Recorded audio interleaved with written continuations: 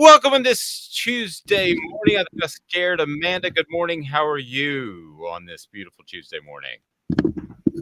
I'm doing well, Dave. How are you? I'm well. I'm a little frustrated because right before we started the show, I accidentally kicked out a wire. So, I work hard on these intros, so I'm going to play it. What? Do what? Let the dogs out. Who let the dogs out? Who? Off the Hook, airing on offthehooksports.com. Your home for real news, real opinions, and what really matters about Tennessee athletics. Always available on Apple Podcasts, Spotify, Stitcher, Google Play, TuneIn, iHeart. Like, share, follow, subscribe. Always available wherever you find your favorite podcasts. What do they say about the best laid plans? Well, they are that. Just plans. So here we go. It's a Tuesday and we're loaded up. Ron Higgins with Tiger Details. Tiger Detail. Get it? Tiger Tales. Will join us a little bit later. The rival site that covers LSU. We had him on last week to give a preview, and I talked to him last night. And I was like, Ron, I don't want to wear you out here. Why don't you give me somebody else? And Ron was just so good. I said, Ron, you just talked yourself into an appearance, and you've got to be on with us. And he said, okay, no problem. So we'll visit with Ron Higgins, get his insight into the game. Also, we'll try to work in a little bit of Jacob Warren. And if you've been on offthehooksports.com, you know that Tennessee is pretty darn confident. And that carries through the head coach, Amanda. It is something that I don't think is in any way contrived, like the flip side of it, where coaches try to sometimes hide confidence and they're always worried about providing bulletin board material. I think that's who this team is. And I think that's a good thing. If you're going to play the way they play and you have to depend on big plays, and you know that sometimes you're going to drop balls and go through scoring droughts, you have to have confidence to go out there and continue to snap and clear, make big plays. And that's who this team is. Yeah, it is who this team is. It's been who this team, has been this season. We haven't seen our typical Tennessee team. We haven't seen a team that has doubts. We've seen that in the past with other coaches. You can tell when the players have doubts in themselves. You can tell when they just know that it's not going to work out, but they put on a brave face. We haven't seen this from this Tennessee team. I believe this Tennessee team thinks that they can go out here and win every game. And who's to say they can't? Yeah, I go back to Butch Jones had all this contrived thing. I don't know if you remember that he said that red team to the south, or he had some reference. Well, that just made Alabama's team mad, and they put up signs in the locker room and they ended up pounding Tennessee. There's just nothing contrived. I think Tennessee's confident, and maybe a little overly confident for where they are in the rebuilding of this program, but you would take that as opposed to the latter. Good morning to you, Crazy. Crazy says, Amanda, good job on the press conference audio. Better than even the official Tennessee Athletics page. So that's all Amanda. She handles that. She with all the press conference audio. It's amazing how she's able to balance that. It comes with a long history of working in the audio field, and we greatly appreciate that. So a lot to get to. Not me. A lot to get to. As Tennessee now just a 2.5 point favorite. The line has moved another point, it maybe even 3 or 4 points, depending on who you believe, because there were some people that said at first it was 4.5 to 5.5, then it settled at 3.5 on Sunday night, and now as of this morning, I just checked, it was 2.5. You're more of a gambling person than me. I'm not laying money on it. I'm not saying that anybody should lay money on it, but what do you read into the line moving to 2.5 now? 2.5. I read into it that people are giving LSU a lot more credit for that really close win that they just had, where basically Auburn kind of defeated themselves. So people are giving LSU a lot more credit, and maybe it's because of the way that Auburn and Missouri played, and then Missouri played so close to Georgia, and I know that's kind of a 6 ways to Kevin Bacon kind of thing. But I don't think that the general population has trust in this Tennessee team just yet, but I think they will. So I'm not sure what the Alabama-Tennessee line is or the Georgia-Tennessee line is right now, but if I were Tennessee fans or anybody in general betting on this, I would take, hands down, I would go take those lines right now in favor of Tennessee before they blow out LSU. And then here we are. The 6 ways to Kevin Bacon. It's so funny that you say that. My son said, we're just one person removed from Theo Vaughn now with Jacob Warren. And it was a little bizarre. We've reached out to Theo to try to get him to talk about the Tennessee game in which he dumped Gatorade on Josh Heupel. We have not had any luck there. Hit that subscribe button. I still want to remind you that only 20% of our viewers, I can show you the analytics, have actually subscribed. So like, subscribe, and share. We would greatly appreciate it. And go ahead and give us some thoughts on the message board, what you think of Tennessee's confidence. Because I will say this, it might not bite them in the rump, but they're probably overly confident, maybe a little too confident, but that's cool. I mean, I would rather it be that than be insecure. So go out there, and when I say they're overly confident, they feel like they have the confidence of an 11 or 12 win team when they're probably a 9 or 10 win team. So no knocks on my end. I'm just saying that I don't think it'll affect their play, and I love it, quite frankly. So no knocks on my end whatsoever. Okay, yesterday Tennessee met with the media. Warren Burrell, defensive back, out for the season. That's certainly a blow, and I would argue Tennessee's worst position right now in the defensive backfield. Cedric Tillman did have the tightrope surgery. That was confirmed, and he was on the practice field, but very limited. I don't think he plays against LSU. Amanda, does he play against Alabama? That would mark a month from the injury. And we've seen Tua Tagovailoa in college come back in less than a month once, and then 28 days another time. So it wouldn't stun me if he ran out there, but on Saturday against LSU, but I don't think that that's going to happen. That's just my hunch. It would stun me if he ran out against LSU. We saw Tennessee play Florida. We saw, not that they didn't. Honestly, you want Cedric Tillman always. You want to be able to have him, whenever you can. He's a great wide receiver. You want that option. You don't need him. And that's something that Tennessee hasn't been able to say on a dynamic player like Cedric Tillman. They've needed every single player all the time. This wide receiving core is pretty good. I mean, not pretty good. They're one of the best, I think, in the nation. So you don't need Cedric Tillman to win this game.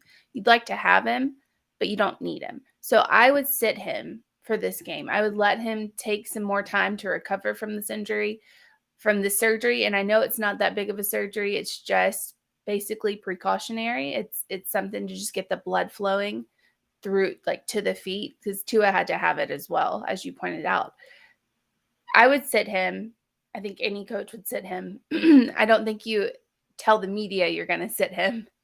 No. So maybe that's why we're going like, well, maybe he'll play. He's not playing. Against Alabama, I think we'll see him. LSU, no. If this were an SEC championship game or national championship game, I think there's a really good chance he would run out there because it would be 21 days. But still, that would be pushing it. Tua Tagovailoa was able to return in a 21-day period. But everybody's different. To point to one guy, and I'm sure other guys have had this surgery, and it's been 6 weeks. So every single ankle sprain is different. So I don't want to play doctor. I am not that, but I did stay at a Holiday Inn last night, and they didn't have any Honeybee coffee. Honeybee brings you the down and dirty at 30. Why is Honeybee coffee so good, Amanda? It just tastes good. It just tastes good. It's just good coffee. There's nothing more you can say about coffee is that's that important. You want it to taste good. At the end of the day, that's what really matters, and this coffee just tastes good. So let's look back at the Auburn game last week against LSU when LSU receivers were absolutely running bare open. And suddenly Auburn looked like the second coming of the 80s 49ers. If LSU lines up and plays man press coverage against Tennessee and gets beat, then the Tigers, they don't have anybody to blame themselves. That's going to be a recipe for trouble. The Tigers, according to Chris Landry of Landry Football, have played man press coverage about 40% of the time this season. It remains to be seen what they'll do. Josh Heupel said that they do run press man, but you see a bunch of coverage variations. So they're not going to do just one thing. But when it is man to man, Josh Heupel, again, with the confidence, said you have to find a way to go win, saying, quote, we're going to try to put those guys in a position to win, but we also trust those guys to win in those situations, those one-on-one situations. So whether or not Cedric Tillman is available based off what I saw in LSU's LSU's defensive backfield last week, I think that Tennessee wins that matchup. And if they play man press, it could get really, really ugly. Again, we talk about confidence. Let's go to Jacob Warren, who we visited with, and we'll try to work in before the end of the program, but is on our YouTube channel. Like, subscribe, and share. When I asked him, do you like your chances against man press coverage? He said, yeah, I'll take our guys over just about anybody. And I would too, even confidence or not. I mean, the matchup based off what we saw in that Auburn game, how can you not take Tennessee's receivers, Amanda? You have to. And I know LSU is typically DBU is what they call it because of all the great defensive backs that have gone through that program. They don't have them this season. I mean, they really don't. They don't have them. And you need, 2 or 3 at least that are good, that can keep up with these wide receivers, and they can't. They just can't this season. I don't know if all of the talent in LSU transferred out. I don't know what happened, but LSU can't keep up with Tennessee's receivers. This should be a no-brainer type matchup. Orange Blood saying it'll be similar to the Pitt game. Can we pass block well enough to get a man open for Hooker? I think there are some similarities there. I actually like Pitt's defensive front a little bit more than LSU, just a touch. And we'll see what they can do up front. But this Tennessee offensive line has proven that they're adept at pass coverage, but maybe not great at it. So they need to be great at it on the road. And one other note that I wanted to get to, the Down and Dirty 30 brought to you by our friends at Honeybee Coffee is, and you can check this out again on offthehooksports.com. That's a plug. It will be interesting to see what Tennessee is able to do. We all saw what happened 2 Saturdays ago when Tennessee's team went up against a dual threat quarterback. The Vols gave up over 450 yards to Anthony Richardson, and this is by Caleb Calhoun on offthehooksports.com. In the process, UT nearly blew a 38-21 lead late. Now they have to face another mobile quarterback, and LSU Tigers quarterback Jaden Daniels. Here's part of the problem, though, with Daniels. I don't think he's very accurate downfield. Now, we said the same thing about Anthony Richardson headed into the game, and Tennessee played coverage way, way too soft. So hopefully they learn from that.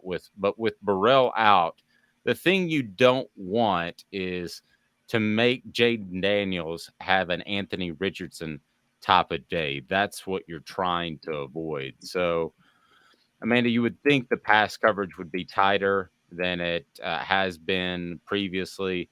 If it's not, then Tennessee could give Jaden Daniels a career day. But I look at Jaden Daniels, and we said this about Anthony Richardson too. Anthony Richardson is a powerful runner, but Jaden Daniels, you take that 11-yard run that Anthony Richardson had in the first quarter, and you're like, uh-oh, Tennessee's not playing sound gap containment. You look at that first run, that's probably a 40-yard run with Jaden Daniels. He is that much faster and that much quicker. And if you allow him in the open space, Amanda, you got problems. You do if you allow him in the open space. If you make him rely on hitting his receivers downfield, I don't think you have that many problems. So I think that's going to be up to Tennessee to be able to do. I mean, we have to think about it. This was not LSU's starting quarterback going into this season. Their starting quarterback left, took his NIL money and peaced out. So this, I mean, it's pretty much if you want to really look at it, he's the backup quarterback that's in this, this season. He started this season, but he started as a backup because their first string went bye. Yeah. And he was banged up last week. By the way, the Alabama game announced as a 3:30 start. That's good. That and the Florida game should always be 3:30. But I know things are going to change with the new TV contract. But to me, the Tennessee Florida game and the Tennessee Alabama game, do whatever you want to with the other ones, should always be 3:30. I don't know why, but it just feels like that. I don't know why. I like a night game. I love a night game. Do you? I'm a big fan of the night game. Yep. The atmosphere is just different in the night game. And the atmosphere in Bryant-Denny during the night game is insane to me. Neyland Stadium, yes, obviously, but I think it hits harder when you're a fan of the team. You can appreciate the atmosphere in other places, but when you're a fan, it just hits harder when it's in your home. Yep. And they're going to wear the Smokey Grays.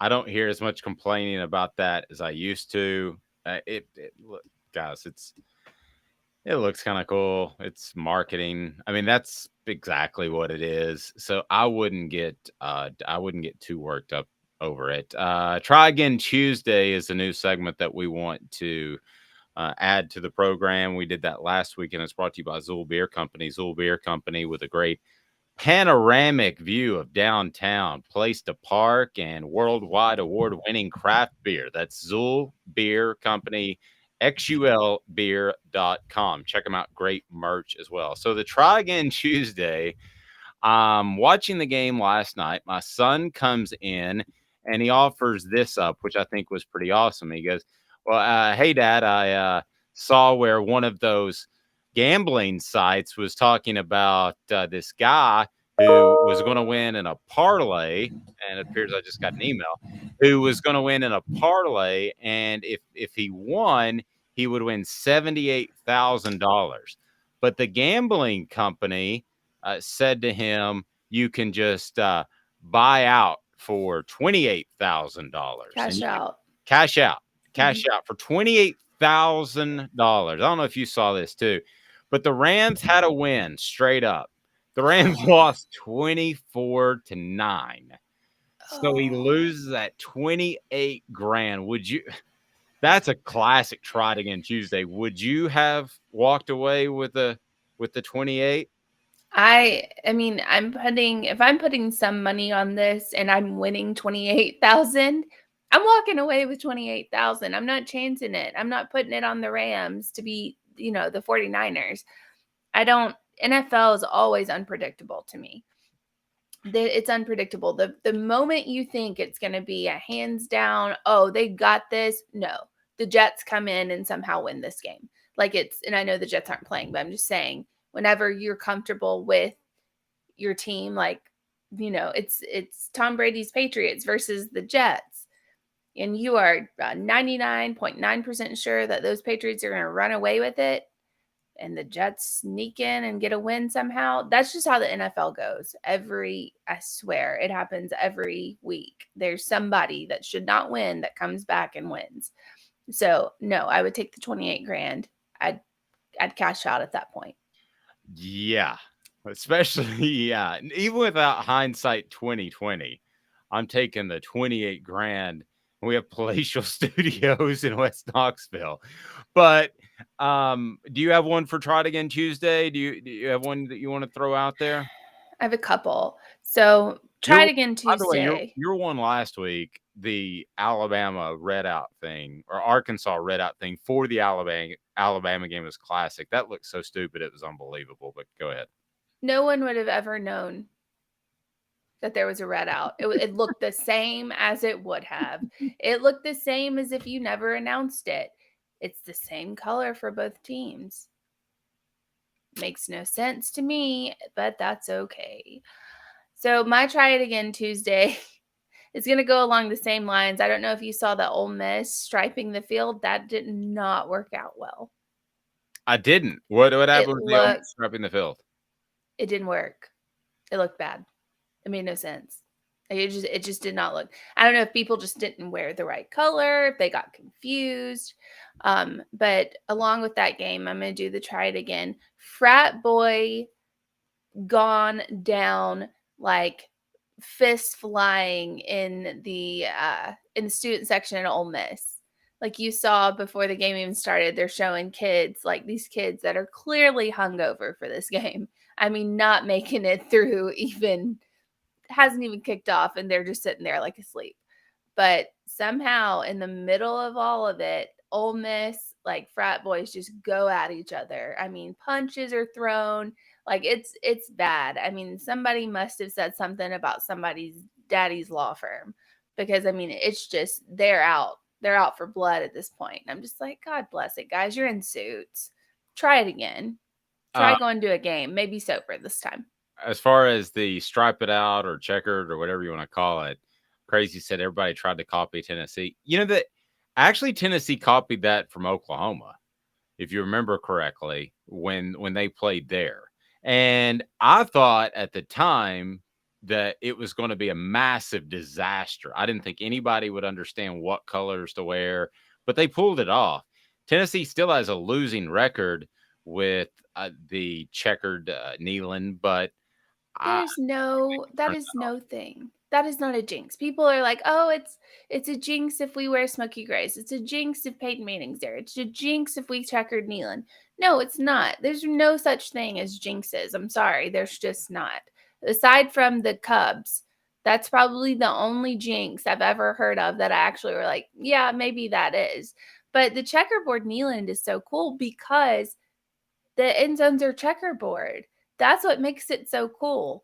Like the whole, like Oklahoma, okay, maybe you sectioned out your little, your stadium and it looked cool on TV, but the checkerboard kneeling is iconic because the checkerboard end zones are iconic for Tennessee. That makes it just a whole nother level of cool. So it doesn't matter who started it. You can't take away the checkerboard kneeling because nobody else has checkerboard. Yep.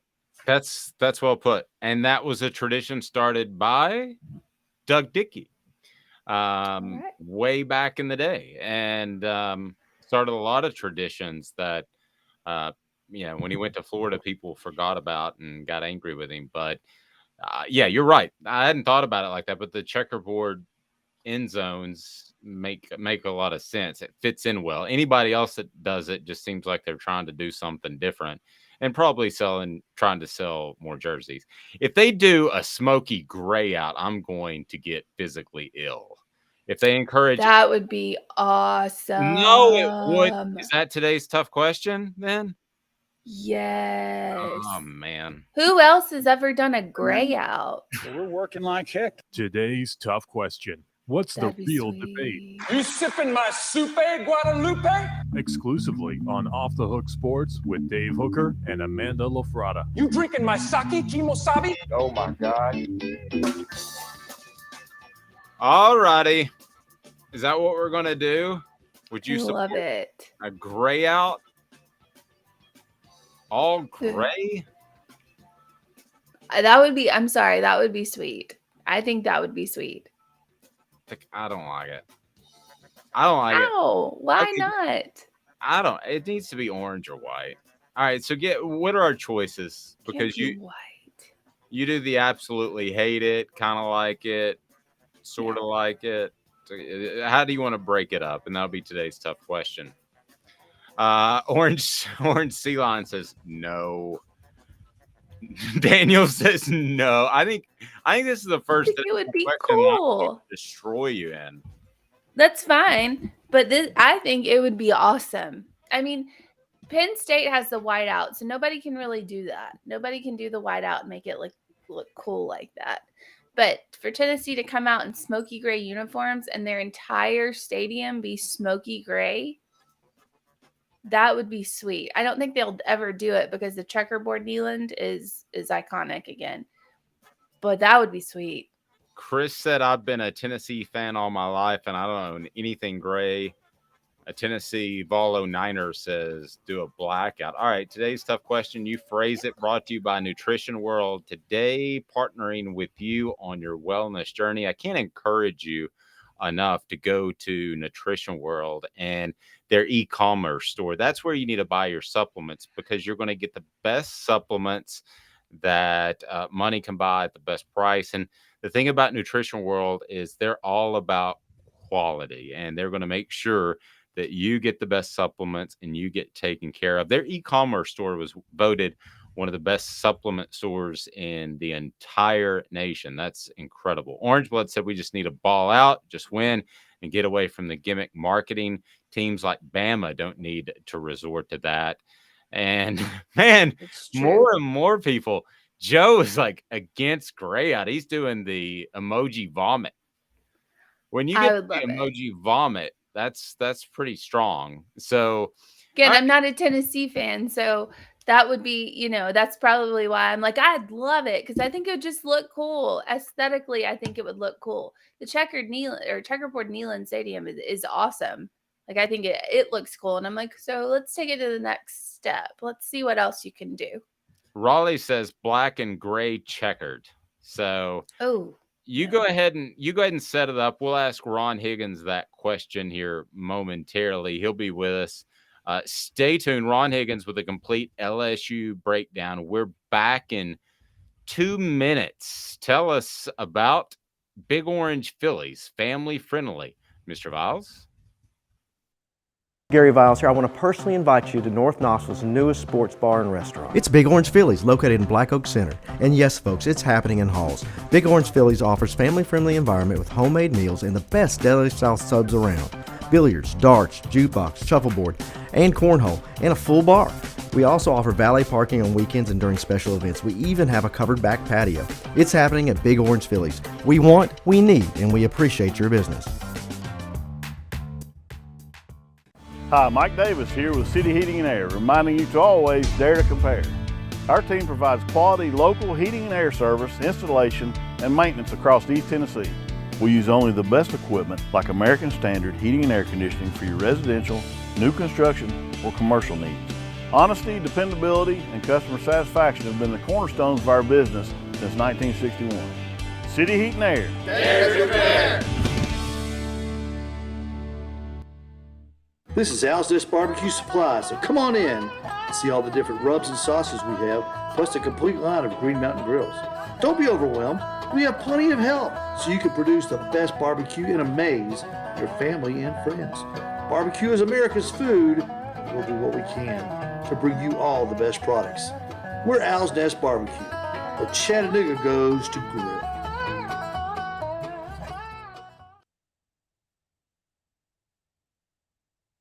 Do you want to own the more that owns every job? Then get to Vassey Lawn and Garden in Cleveland and get you a Toro. I'm David Vassey, here to talk to you about Toro. With a Toro Zero Turn, you'll get more out of every minute and you'll reach the finish line faster. At Vassey's, we like to say, no matter if you're mowing 3 acres a week or 11 lawns a day, homeowners and business owners alike find confidence in equipment they can trust from top to bottom. Vassey Lawn and Garden, Highway 60 North in Cleveland. Man alive, it's worth the drive.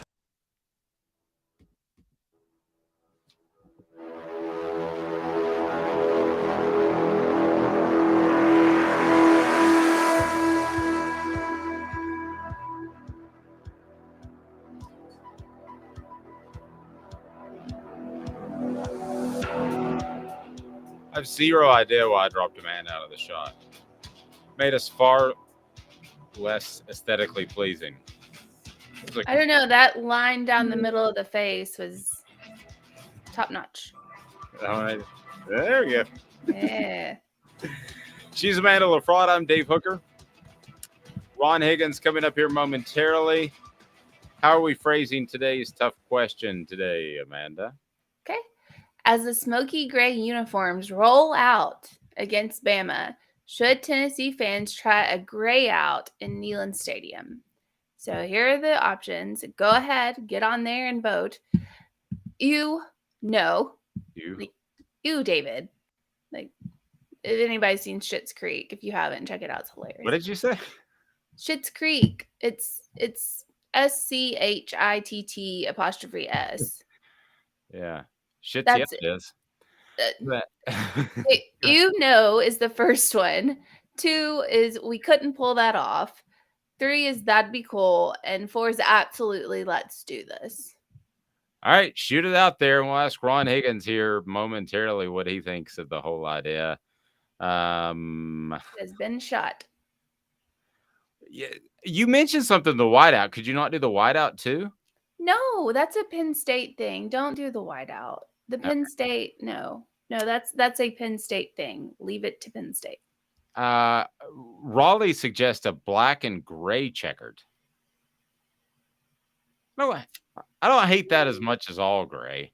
I do.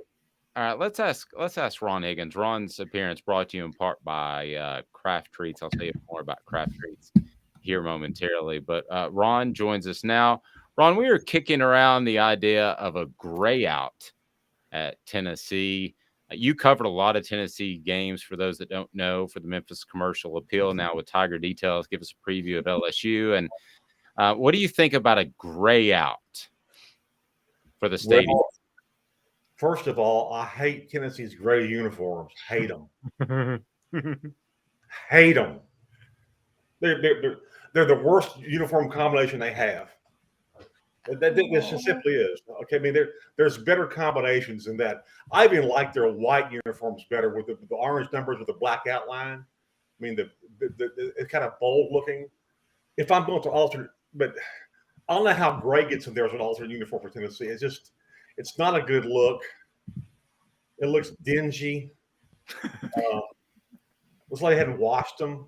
It looks, you know what it looks like, Ron, is we had some gravel spread in my driveway and they were not nice enough to tell me to move my car. And I just had my car washed the day before and it's a black car and it was gray. It was completely gray with dust. I'm not a big fan of their gray uniform, but I guess some people are. I like it. Well, I don't know. I also look from a media standpoint. It's always difficult to read numbers on gray uniforms. Southern, it just really is. Southern University in Baton Rouge kind of had they had the worst looking uniform I've ever seen for a game against LSU a few weeks ago. You couldn't read anything. Of course, they played so bad you didn't want to know who they were anyway. So, it's on purpose. Yeah, on purpose. That way, when you're down, 35-0 in the first quarter, nobody wants to know your name. So, I'm not a big fan of the gray. I mean, and I don't know what you can do for alternate uniforms. Have they worn black before? Or yeah, that was Lane Kiffin. That was the infamous Lane Kiffin night. Yeah. I don't know if the black would do well either. It's kind of like a Halloween outfit, black and orange. It was on Halloween, and they beat South Carolina. There you go. But it looked like you and I got together and just sewed it ourselves. It was thrown together in like a week. It looked horrible. See, I mean, LSU really doesn't have alternate uniforms. I mean, they're pretty straight. They'll change some pants up and some helmets up, but their jerseys are always white. 98% of the time in purple when they usually they wear purple for the second, I think it's the second non-conference game they play every year. LSU wears white at home, of course, as you know, against they have permission from the NCAA to do that, and then they always get it cleared with the opposing team if they can go ahead and wear white at home in Tiger Stadium, so it works out well. But they never deviate from that. One time they had a gold jersey top way back when. People didn't like it. It wasn't that bad, but people didn't like it. But most time LSU wears their white jersey, gold pants, gold helmet. But sometimes they'll break out all white jerseys and white pants and white helmet. They've done that. They have a few combinations, but they never deviate from the jersey other than white or purple. I would make an argument that LSU, from an objective standpoint, has the best uniforms, and then we'll move on to football. But the best uniforms in the SEC. A lot of people like them, yeah. They like the clean look of the uniform. They like the colors. They like the shoulder stripes. It is a good looking uniform. But uniforms aren't going to win this game. Unfortunately for LSU, uniforms are going to win the game. And let's get to that. By the way, let me ask you real quick though. What are your favorite uniforms in all of football, college football? I really like LSU a lot. But you know what? LSU, I like UCLA, but LSU based theirs on UCLA. That's the truth. You go back to the 50s, late 50s when LSU switched to those uniforms like they have now. I mean, Paul Dietzel, LSU's coach in the late 50s, based the look on the UCLA uniforms. And let me tell you, when LSU and UCLA played in last year's season opener, it was spectacular because LSU had their white unis and UCLA had their blue, they're like not powder blue, but it's a little bit darker, and it was a uniform spectacular. Really, it was. It was a beautiful day in the Rose Bowl. Everything went well, except LSU played like crap. So, I always feel for all the fans who go to games, who spend their money, they go a long way for games, and their team plays like crap. I feel bad for them, because if I was in the stands and having paid that money to watch that, I'd be telling my friend, my wife, what the hell are we doing here? Well, I'll pal watch this garbage. They're going to come out and play like this. What kind of garbage is this? Hand me that drink. I always think of the fans when that happens. I see the team travel and play a really bad road game. I think of the fans who invested their time and their money to drive or fly to see it. That's the first thing I think of. God, would I even want to be there for this stuff if I was a fan? And you can't go out at night because everybody's going to make fun of you and say, "Oh, you made the trip and you got beat." So you just have to go to your hotel and sulk. Oh yeah, you just go through a McDonald's drive-through and kind of slink through the back door of the Motel 6, and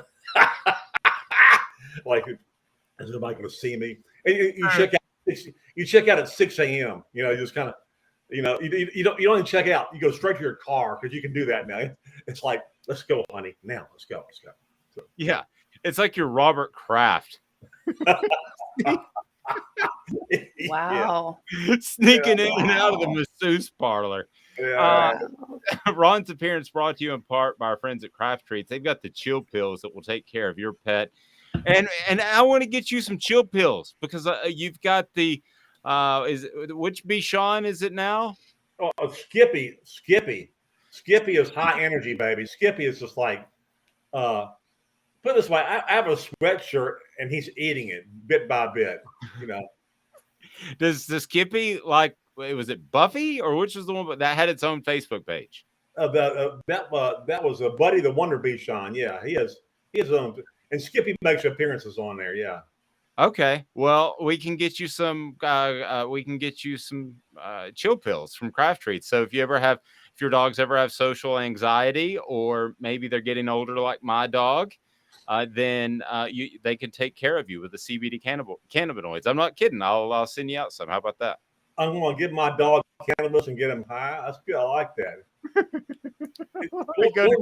He won't even bark. He'll just go, "Hey man, woof, woof, woof, dude."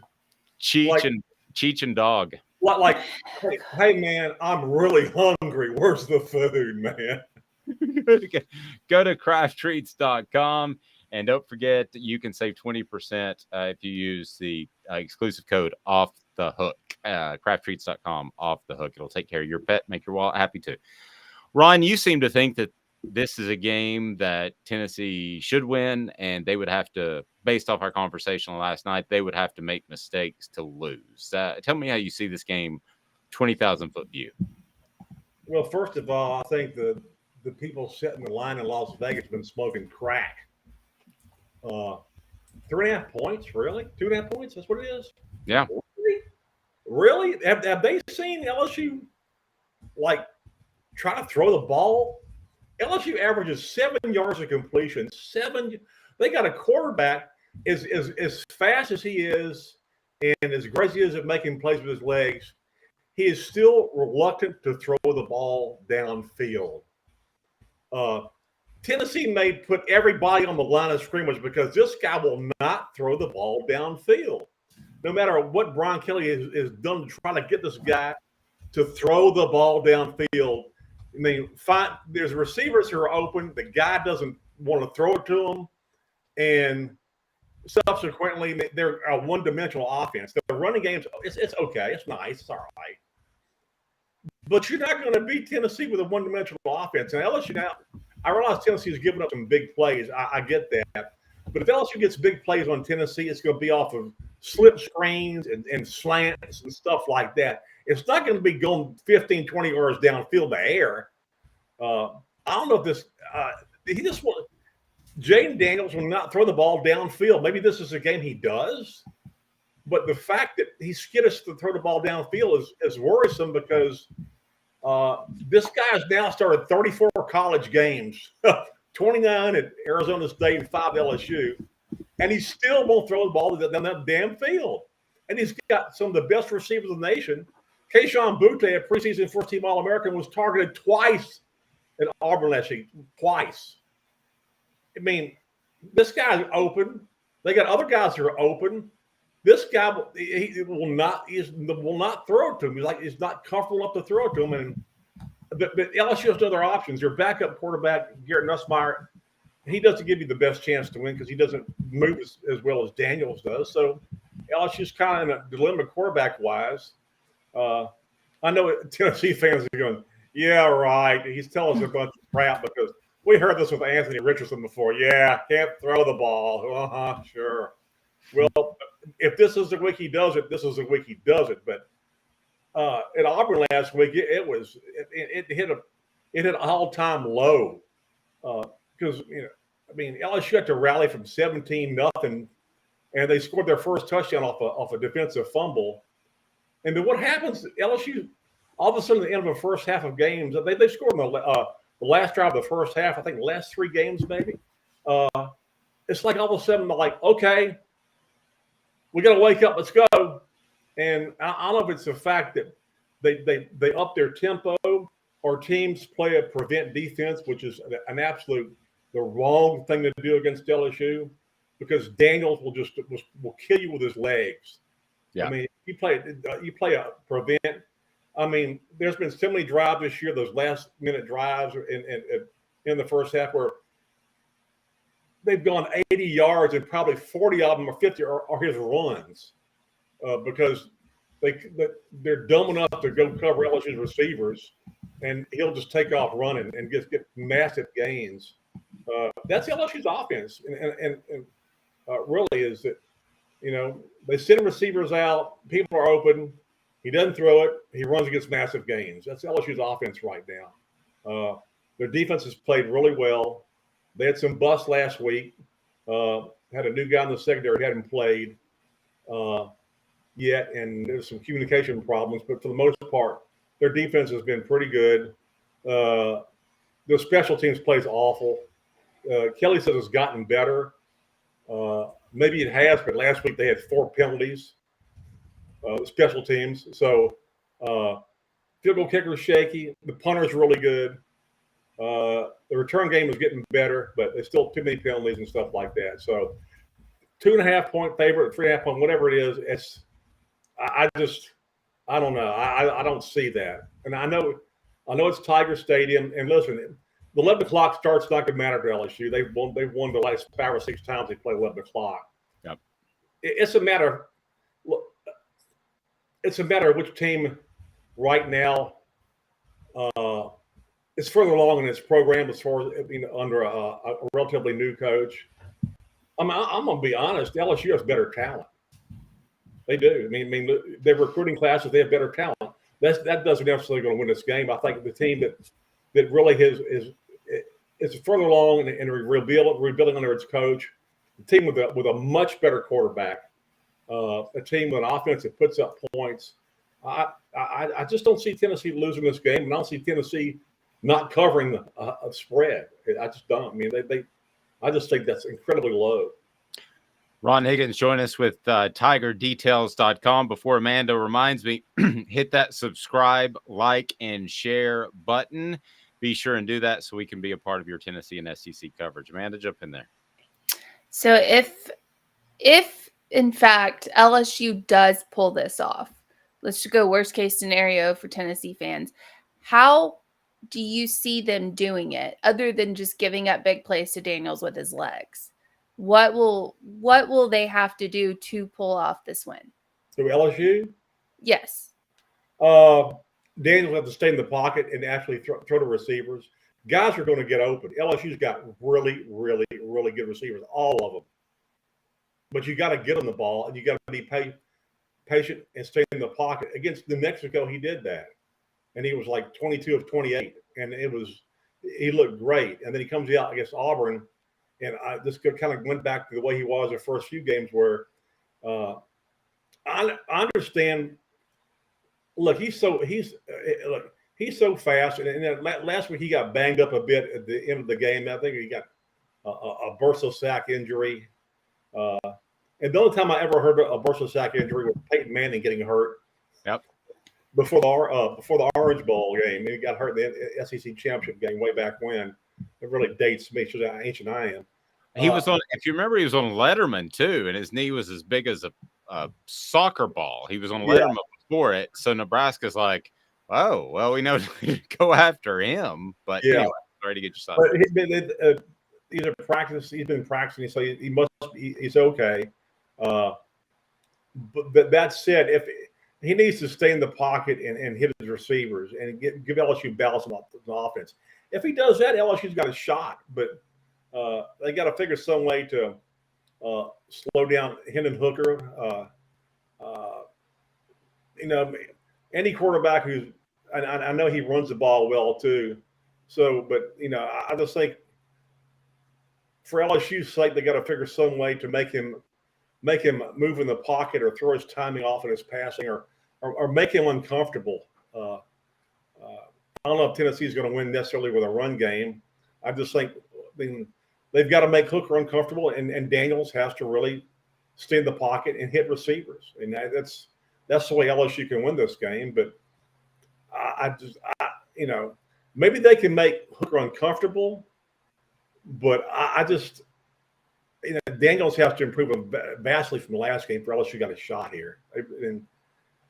But again, LSU makes too many mistakes elsewhere. Most of the time, if you don't have offensive balance, you can win with a run game as long as your special teams are good.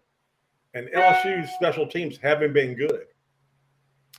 Ron, this LSU secondary made Auburn just look incredible last week, and I was pretty taken aback by how open their receivers were at times. Is that a chemistry growing together issue, or is that a talent issue? Because we think of LSU as DBU. It's a chemistry issue, talent. They're trying to get used to each other. 5 of their 6 cornerbacks they have are transfers. I mean, and so they'll be introduced to each other. Not been brought for very long. My name's Dave. Yeah, and their safeties are relatively new. So yeah, and some of the guys, and they've had some injuries, so they've had to stick some guys in there. Last week they one of the issues was they added a new safety, Joe Fouché from Arkansas, and in the world of college athletics is now LSU traded 2 defensive players to Arkansas for 2 defensive players in the offseason. One of them was Greg Brooks, who made the interception at the end, kind of sealed the victory for LSU. The other one is Joe Fouché, who'd been sitting out because of some transcript problems when he transferred. So last week was his first game. So there were some communication problems. Receivers haven't run that wide open against LSU like that this year. That was the first time. And the only other time I saw that was last year. Listen, when Bo Nix transferred to Oregon, LSU was happy because Bo Nix made a living off the LSU. Not anybody else in that seat, just LSU. But last week, yeah, I mean they ran open, and I think it was Kelly said it was a communication problem. I agree. There's some new guys back there because their talent is on in the second. It's actually pretty good, but not on the level that has been with the guys before they recruited. But they'll get back to that. They've got some good guys committed. Amanda, you want to jump in there? Oh, I thought I just did, but I can jump in there again. Oh, okay.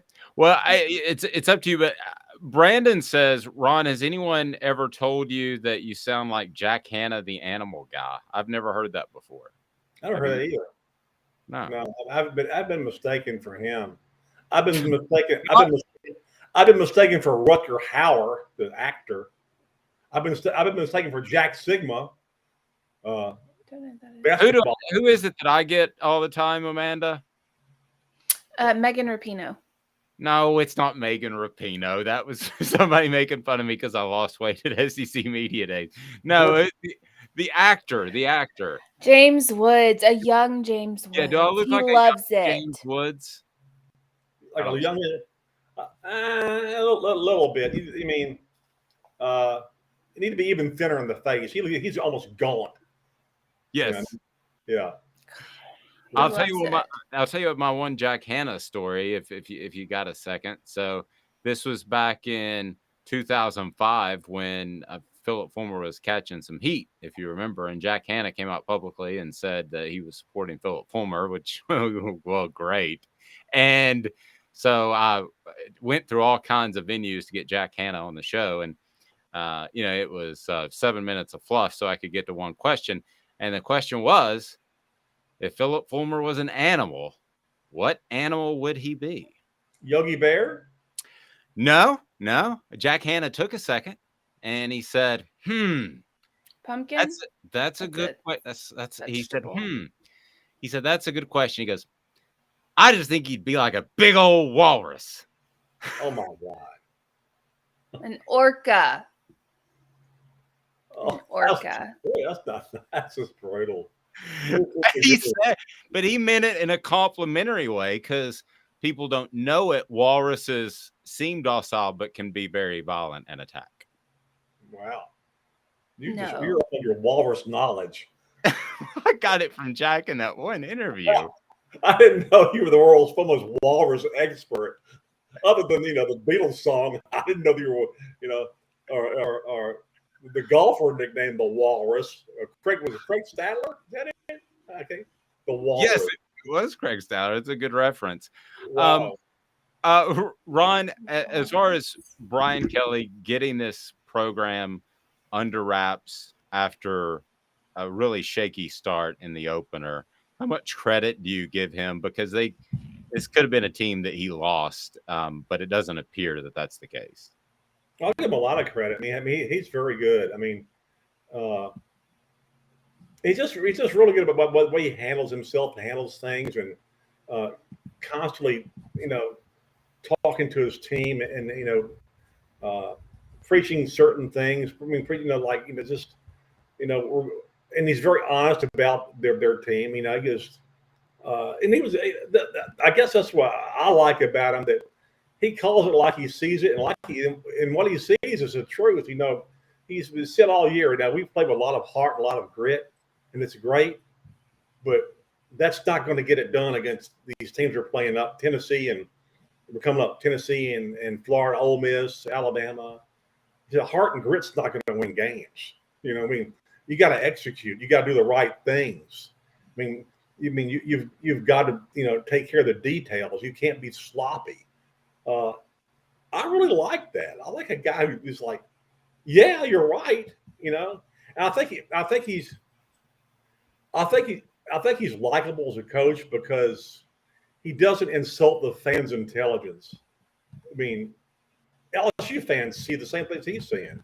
Yeah, they play with a lot of heart and grit, but why the hell they falling behind 17-zip? Why they keep falling behind? Why don't they start playing in the second half offensively? I mean, yeah, they have a lot of heart and grit, but what the hell's going on in the first half? And he sees that and he's trying to correct it. Believe me, he's constantly talks to his team about stuff. I mean, they work and practice on stuff. And yeah, the players players have faith in him. They like what he says. They like the way he handles things. They like the way he runs practices. They like everything about him. They just got to get, again, they're in a formative stage of a program that was hit the skids. When Ed Orgeron, like I said, took the lottery money, and when he got a new contract right after they won the national championship, and he divorced his wife and decided the next 2 years he's going to have a hell of a good time and force LSU to pay him $17 million so he can go around flexing in bars with his shirt off. Basically what happened, and he lost control of the program, and now they get a guy who's totally opposite, a guy who's a proven winner as far as a track record of consistent winning, who is kind of like the total opposite of Ed Orgeron. A lot, like I said, a lot like Nick Saban in demeanor and approach. We have a plan. We develop the plan. We stick to the process no matter what, and we see how we can get our players better. And the straightforward answers. He's a lot like Saban in that sense. That's not a bad thing to be a lot like Saban, especially if you're, in a coach, especially if it's at LSU. You kind of, that's the last time I think LSU had a good coach. Honestly, I don't like Les Miles. I don't think Les Miles is very good, to be honest. Well, that's a pretty good assessment. I don't think Les Miles is very good either. Les Miles wasn't on, coherent a lot of the times, I believe. Look, just if you go back to the last game LSU played in Tennessee in Tiger Stadium, when LSU, Tennessee had 13 players on the field, and the LSU center snapped the ball, who's now a radio host in Baton Rouge. That was classic Les Miles. Who was Tennessee's coach? Dooley. And Dooley. And his buddy Chuck Smith was in charge of the defensive line. Okay, but what happened? Les Miles sucked Dooley into Les Miles' ball of confusion. Just like, what are they doing? They're sending 48 people out there. We got 40 people. And before you know it, they've got 13 players on the field. LSU is the right amount. The LSU center, T-Bob Hebert, looks up. The clock is about to run out. He doesn't know they have 13 players on the field. All he knows is, I better snap the damn ball. He snaps the damn ball, goes over the head. Game's supposedly over, but no, Tennessee had 13 players on the field, so LSU gets another play. Because Les Miles sucked Dooley into his ball of confusion. He almost did it against Ole Miss one year. Against Ole Miss, they played at Ole Miss, and Les is running people on and off, and LSU runs out of time, and they lose by 2 points. In the final seconds, they're on Ole Miss's 10-yard line, and they're running people on and off the field. They lose. And after the game, I'll talk to Houston Nutt, and he says, "Yeah, I don't know what was going on. I was about to call a timeout." I'm like, "What? You're going to call a timeout and let him get a field goal kicker over the game?" I know. That's what Les did. Les would just suck you into this ball of this. I don't know what the hell I'm doing. And then you'd end up losing because he would suck you right in. And that's classic Les Miles. And I agree with Amanda. Les got fired because Les didn't know what the hell he was doing. They got beat by Alabama 21-0 in the national championship game after they won the game 9-6 because Les thought he could play the same game plan and beat them again the same way. Hey, let's beat him with field goals. We're going to run the same damn game plan, and Alabama's not going to. We can win because they're not going to change anything. Of course, Alabama changed a lot of stuff, but that's Les. And this is why LSU's program. A lot of people look at LSU's program it's one of the best programs in the country because one, it has one of the greatest talent bases in the country in Louisiana high school, and two, Les Miles and Ed Orgeron won national championships there. Really? That's true. That's very true. It's hard to fathom. It really is hard to fathom. Look, two things from LSU national championship a couple years ago. When it was the best team probably one we've ever seen in SEC history. One, he convinced Joe Burrow to come here, basically because he took him out to a seafood restaurant near LSU, and they're out of crawfish. And Ed went back to the kitchen and said, "Go find us some crawfish now," And Joe Burrow enjoyed his visit.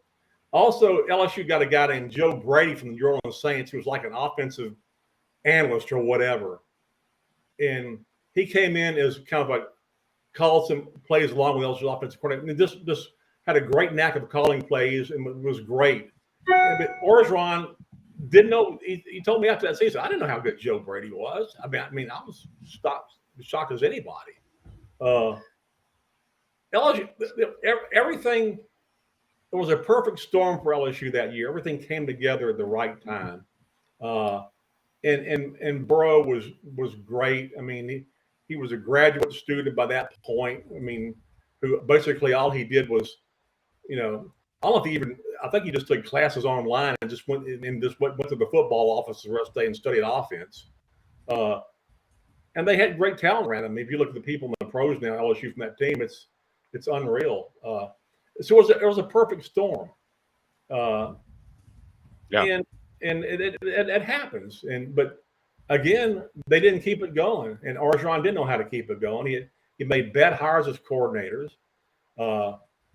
As I said before, didn't even interview one of them before he hired him. And basically, I mean, his last season, he thought that maybe I can try to recreate the 2019 offense if I hire some guys who work for Joe Brady at Carolina Panthers, because that's where Brady went to after LSU. And of course, Brady's already been fired by Carolina. And he hired these guys who had no college experience whatsoever, and LSU just got killed. So, again, it didn't matter to Ed. By midseason, he was fired. They were paying him $17 million, and he makes a joke about it now. There was a Little Rock touchdown club a few weeks ago and said, when they told him that he was fired, he was getting paid $17 million. He'd say, I asked him, when you want me to leave and what door you want me to go out of? I mean, it's pretty good. Do you know if Ed still has the same cell phone number he had when he was at Tennessee? He might be so. And I'm sure that's funny to some LSU fans. To a lot of people, it's insulting. Like, you took $17 million and didn't do crap the last 2 years, and you're laughing about it because you know what? You might be the smartest guy in the room because you duped LSU for $17 million and just went out the door. And some LSU fans are okay with that. They're like, well, he did win us a national championship in 2019. They were tremendous. Yeah, but so you go 500 the next 2 years with that talent? Come on, man. And that's why the LSU made the change. And LSU got highly criticized for the Brian Kelly hire. I think it's got killed nationally. What does Brian Kelly want to go to LSU for? I mean, they're just all the money they're throwing at him. Well, yeah, LSU's like anybody else. They want to win, and they had a great talent base. And Brian Kelly came to LSU for the same reason Nick Saban came to LSU. LSU puts either every year they're at the top or near the top of pro players in the league per capita from Louisiana. And that's why Brian Kelly came to LSU, because he had a better chance of winning a national championship here than he did at Notre Dame because of the talent base and facilities. And after some funny stuff early where he said family, tried to fake a Southern accent, and some of his videos with recruits dancing, which was painful, looked like me dancing, just not pretty. He's been great. He's been good to deal with. He's got a good sense of humor, and LSU fans have kind of like the fact that they see improvement from game to game in most areas, and he's very honest about assessing what's going on. Ron, great stuff, buddy. TigerDetails.com. We will talk to you soon. Enjoy the game, and I wish I was there with you. It's one of my favorite places to watch a game. Have a great day. Well, I'm glad it's 11 o'clock because by 12 I could probably go out to lunch. There you go, Ron. I appreciate it. Well, the food in the press box is pretty good. Well, it's kind of dropped off. They need to pick up their game. I don't know if it's because they're paying Kelly more money. They got to take money from elsewhere because the media food has been very good. I'm thinking about doing what I did at Tennessee one year and order pizza, have it brought in. I remember that. Ron, great stuff, buddy. I appreciate it. Bye, guys. We'll see you. Thank you. Bye. Ron Higgins of TigerDetails.com. Best food, hands down, not even close, is Notre Dame and LSU that I've been to. That's exciting. We have to reset today's tough question. Why are we resetting today's tough question? Because I had to delete it. Why did you have to delete it? Because it says we're rolling out the Smokey Grey uniforms against Alabama and not against LSU, at LSU. Well, I thought we were more along the lines of should they do a gray out? Yes, but they can't do a gray out if they're not wearing the gray uniforms. They're wearing them at LSU, so they can't gray out LSU. I just meant in general, would you support a gray out? Well, it was a solid no. It was a solid no for just the way I worded it was a little confusing. So I deleted that. It was a solid no. We're going to change it up a little bit. And it's just going to say, what is your favorite Tennessee uniform? And it's going to be the Smokey Grey, the black, the checkerboard down the pant leg, or just the regular thing.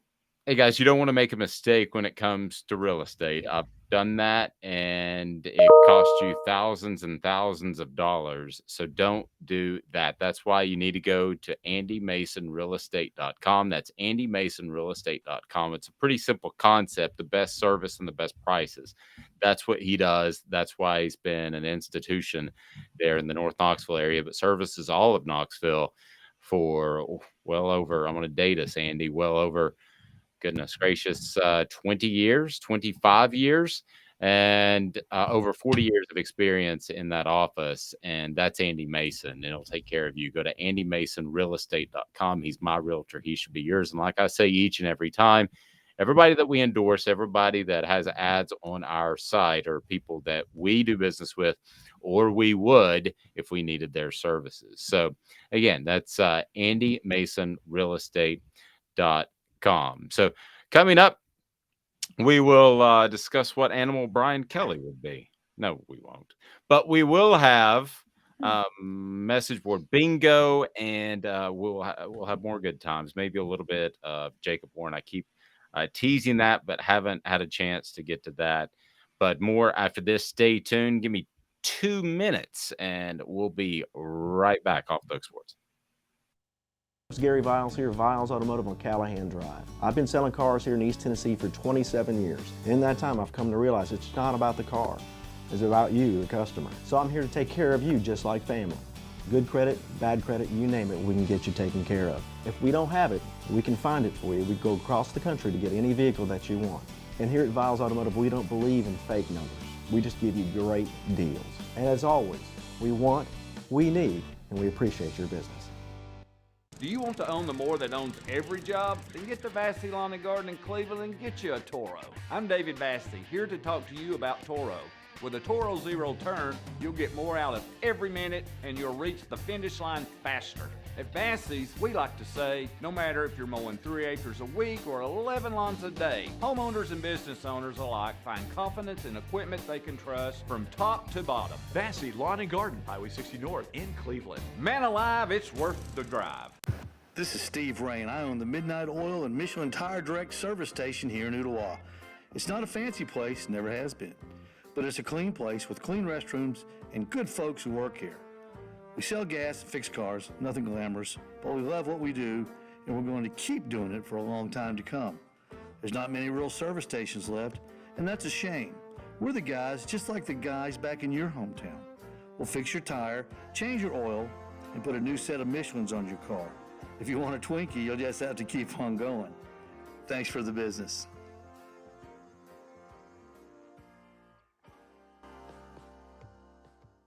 Hi, Mike Davis here with City Heating and Air, reminding you to always dare to compare. Our team provides quality local heating and air service, installation, and maintenance across East Tennessee. We use only the best equipment like American Standard heating and air conditioning for your residential, new construction, or commercial needs. Honesty, dependability, and customer satisfaction have been the cornerstones of our business since 1961. City Heat and Air. There's your pair.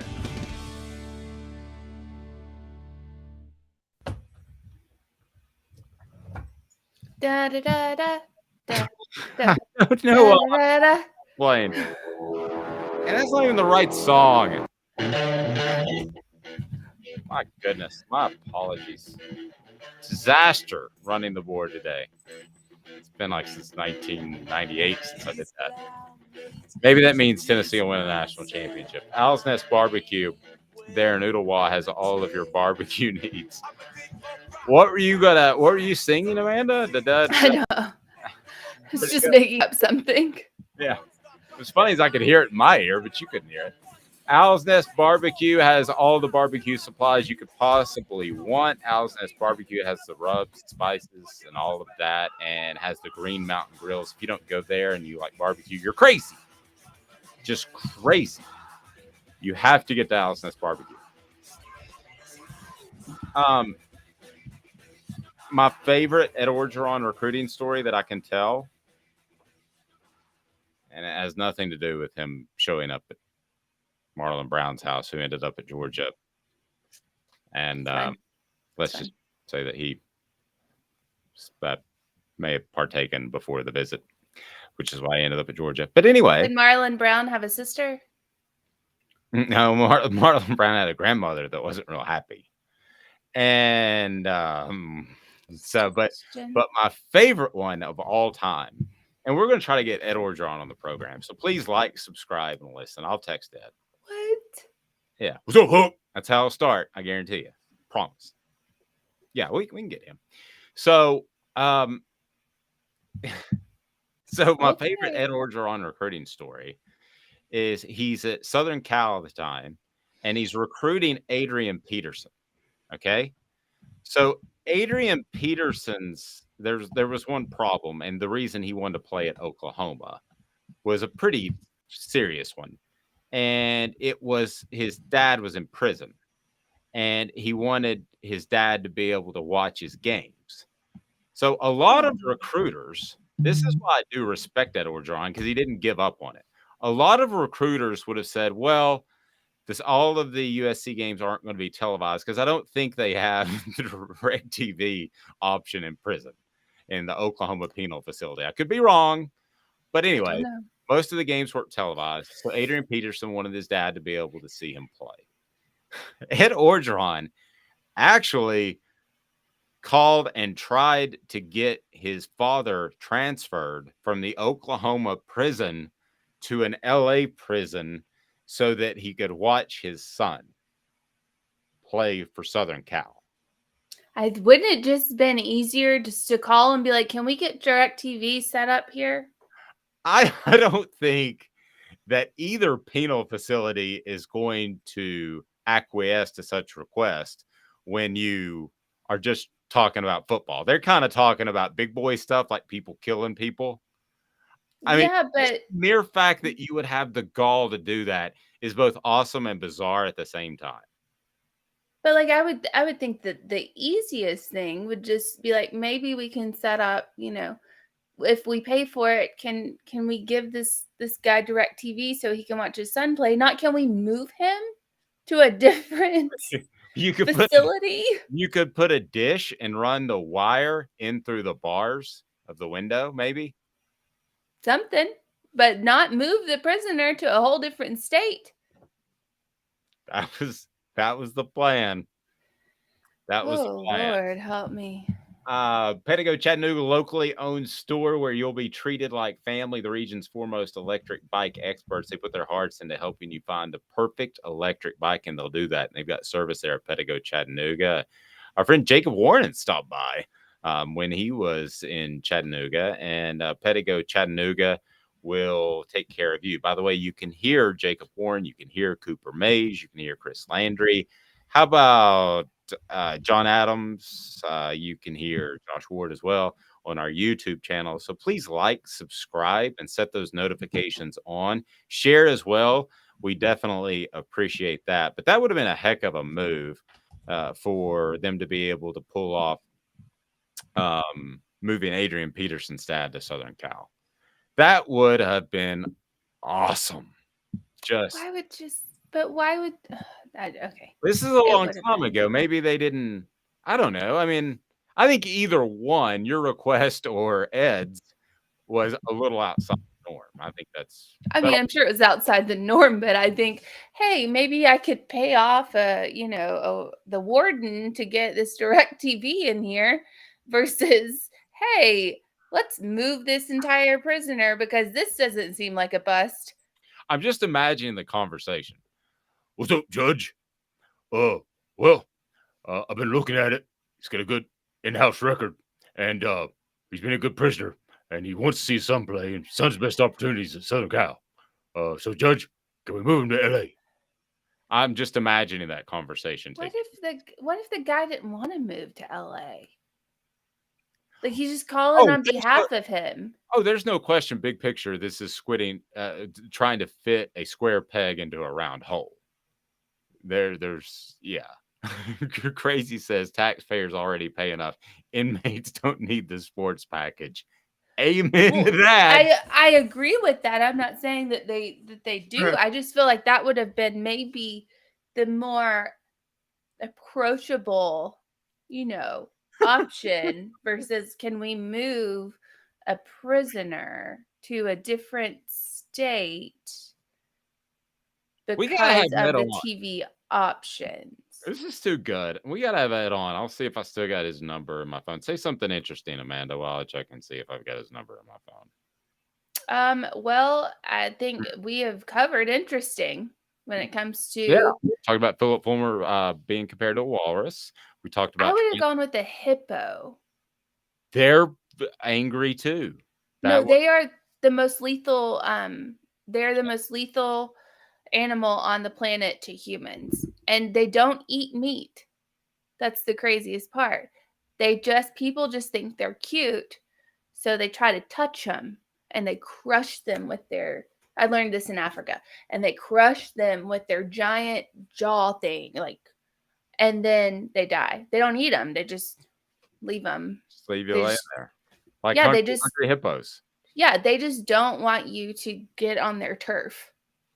That's all they want. Just leave them alone, and people can't seem to do it, so they just crush them. For people wondering, we had Jack Hanna on the program. No, we did not.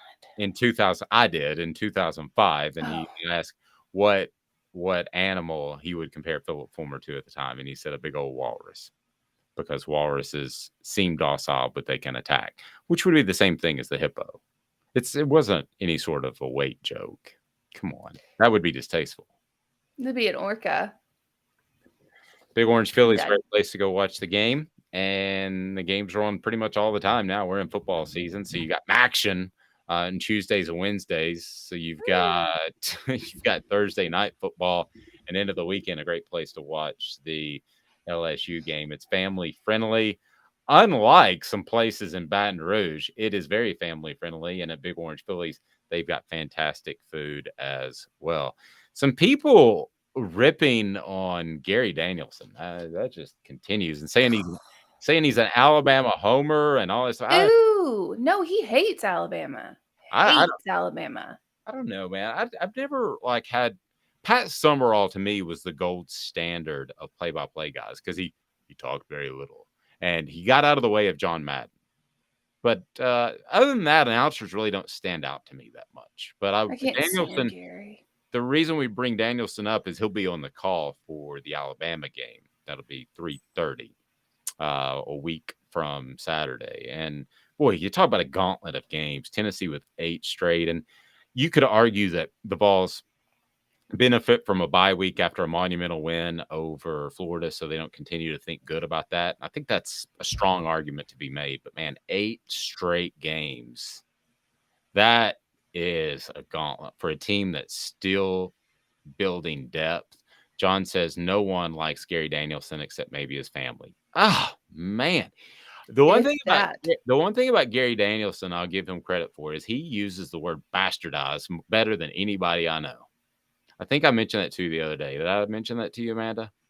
He loves the word bastardize. I mean, that is in a 10-minute interview, he used it 5 times. Is that a compliment? Like, is that? No, he thinks the rules of football that benefit offense have bastardized the sport.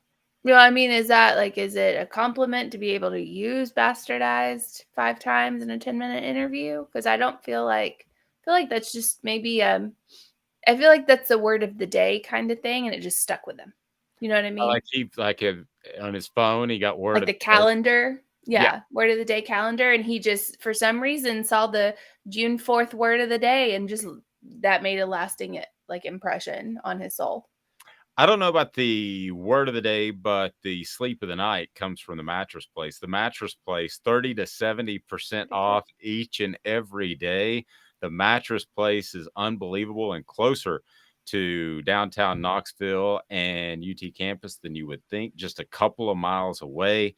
And it's Marine Corps veteran owned, over 225 5-star reviews on Google. Go in there and say Off the Hook Sports sent you. It is the Mattress Place. It is fantastic. 30 to 70% off. No gimmicks. Daniel said, I just like listening to ladies call games. Can't think of her name, but her voice is like nails on a chalkboard. Yes, Beth Goins. I think she's pretty solid. I'm not crazy about her voice, but I think she keeps up with the flow of the game, actually. I mean, I think she does too, but I can't get past her voice. That's the thing. I can't even focus on what she's saying because I hate hearing it. It just hurts my ears. And I'm not one of those people who are like, ladies shouldn't be in sports, obviously. Obviously not. I mean, but or you're get somebody dude really well. Yeah, get somebody who sounds like maybe a woman. That'd be helpful. I'll tell you that one of the best in the biz, female or not, is Doris Burke of the NBA. She covers the NBA sideline reporter. She's absolutely phenomenal. Put her in there. I'm Yeah. fine with that. Brandon says she sounds like Doris Burke, so maybe Brandon doesn't like Doris Burke either. All right. Do we want to get to this day in sports history, or do we want to get to message board bingo? Your call, Amanda. I think message board bingo is where we're at on the production meeting schedule at 5 a.m. Yes, which is oftentimes deviated. Be sure and like and subscribe. Thank you, Jerry Davidson, who just subscribed. We appreciate that. Appreciate you being a part of a growing community of fun and Tennessee coverage, and we're going to continue to grow, and we'll have some big time announcements. I'll just go ahead and make it. So a big time announcement now. We will be joined by Ron Slay each and every Wednesday, and that's going to be brought to you by Zach England of Best and Brock, a Chattanooga personal injury attorney who, again, I would highly endorse. Zach's got your back, so he will bring us Ron Slay each and every Wednesday. That confirmation happening yesterday. So I got all the boxes checked. So Ron Slay will begin, I believe, next week, every Wednesday. He will join us. So the great part about Ron, and I was in Nashville, and the great part about that station, 104.5 The Zone, is they've got Ramon Foster and Ron Slay. And I knew Ron, hands down, no doubt, would be great on the radio. There's no question. And I didn't know Ramon Foster would be. And I'm there early morning. I'm driving back from Nashville to come back to Chattanooga on Friday. And so I'm like, I can't believe this is Ramon Foster. And Ramon Foster is just unbelievable. He was kind of quiet in Knoxville when he played for Tennessee, and he had a good career there for the Pittsburgh Steelers. But yeah, we're excited about Ron and excited about having him on. So John says Ron Slay, the Al Wilson of UT basketball. I don't know that I follow that exactly. They seem like two completely different dudes. Al scares me. Ron makes me laugh. Daniel says Dave is going in the boom boom room. I still have to ask Ron, what exactly does that mean, the boom boom room? And it's time for message board bingo. Your opportunity to win a t-shirt message board bingo today is brought to you by our friends at Vassy Lawn and Garden. Man alive, it's worth the drive. They've got the industrial mowers, residential, commercial. It's all there in Cleveland. You'll save a lot of money. Crazy asking me about the boom. Yeah, the Boom Boom Room is the name of Ron's podcast. That I don't know if he still does it now. He's a regular host, but it sounds like you're going to the restroom. Not the restroom, but maybe in an establishment, a different room. Okay, so Message bingo is now. I'm not on the boat of moving on from our coach, but if that was the decided direction, then I'd try to get Pete Carroll. The Seahawks have been sliding. He only makes $8 million a year there. He is a terrific recruiter and has won a natty. My only questions are whether he would have the fire in the belly, have the patience to deal with high school recruiting after being in the NFL for a long time, and have the interest to coming to this place. It is an SEC school who is not on the boat of moving on from their coach. But if not on the boat of moving on, but if they decided to move on, Pete Carroll's their option. It's like 80 now. Does not matter to them. I bet Pete Carroll wants to jump on planes and go all over the place recruiting. Brandon says Auburn. No, they're everyone's on the bandwagon of jumping off of that. Yeah. Trevor says, says Harsin train. Trevor says Texas A&M. Trevor is correct. It is Texas A&M. Trevor, email me at dave@offthehooksports.com. We are running out of t-shirts, so you better do it quick. I will put my email in there and we'll hook you up with a t-shirt. I was actually going to say South Carolina because I think at some point that the Shane Beamer glean is going to wear off. We've got we've got time for another one. Let's go ahead and get one in there. His dad claims Madden is the more college-ready QB. Sucks because he's showing out at some camps and not getting offers because the school thinks he is this college lock and won't offer him to make him look better to recruiting services. It is an SEC school.